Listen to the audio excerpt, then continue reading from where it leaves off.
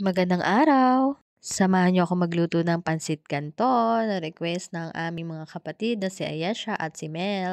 Inuna ko ngang iluto ang squid balls. Prito-prito muna, kaunting prito, and then ginisa na ang sibuyas at bawang.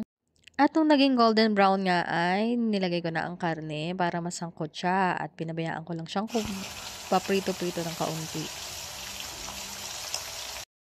At nung tingin ko nga ay luto na, nilagay ko na agad ang carrots at ang beans. Pagkatapos ay sinunod ko na agad ang repolyo at hinalu-halo.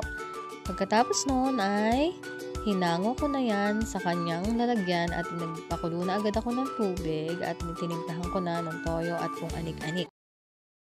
Nilagay ko na nga ang kanton at kung mapapansin nyo, sobrang likot ng video. Ito ay dahil ang videographer ko ay sobrang likot. So, yun lang. Kain na tayo.